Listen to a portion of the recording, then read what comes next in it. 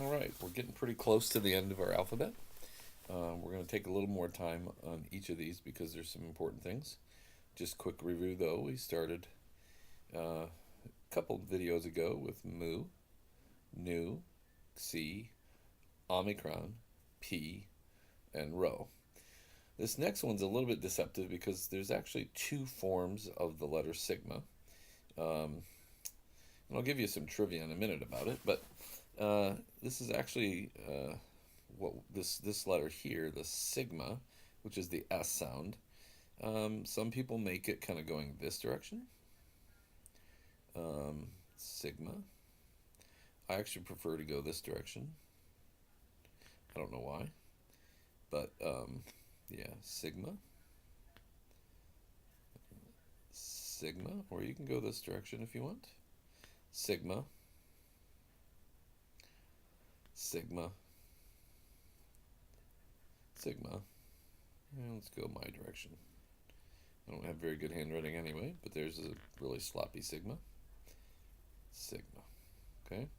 Now, what's really interesting about sigma is technically up here, I probably should have, let's just say it this way. This is what we call our non-final, or what we call medial form. So if that begins a letter or is in the middle, excuse me, if it begins a word or it's in the middle of a word, that's going to be the form of sigma that you use. But this is the form that you'll see if it's at the end of a letter. And notice that actually looks like R, S,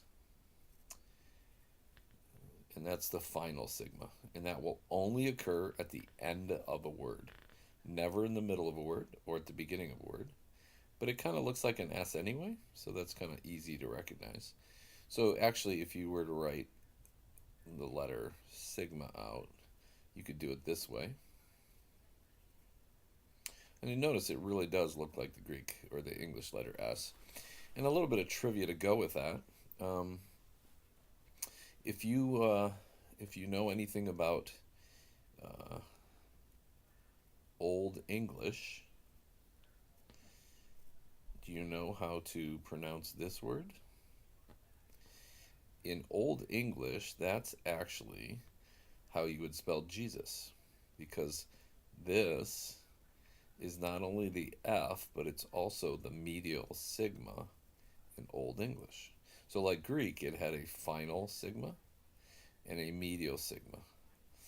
And so, again, if you want to win a trivia contest, that'll be helpful. But it does help you to know that it is actually possible to have a medial and final forms in languages. And so you do need to learn both, but that'll come very quickly as you just continue to use the letters. So once again, here we have our medial sigma and our final sigma. And both are pronounced the same way. There's no difference in pronunciation. They're both pronounced with this S sound. So we have omicron, P, rho, sigma. The next ones two are very easy, so we can get through them. If you just the tau, and that is what you would guess, the T sound. So you can get kind of fancy with it, or you can get kind of plain with it. But that is the letter tau, tau, tau. And I'm assuming you're writing and saying these with me. Tau, tau. And then I think we can get one more in before this next minute runs out. This is what looks like our English letter U, and thankfully it's the Greek equivalent. And this is what we call the upsilon, and it does look like our U. Now, tell me what other letter this looks like. It might be mistaken for a, that's right, gamma, or it could be mistaken for a nu, but it's not.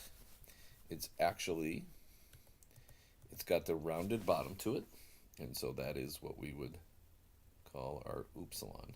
And this is just the sound, and yes, that's a vowel, and that wasn't very artistic, but you can see up here, you can do it in a fairly artistic way.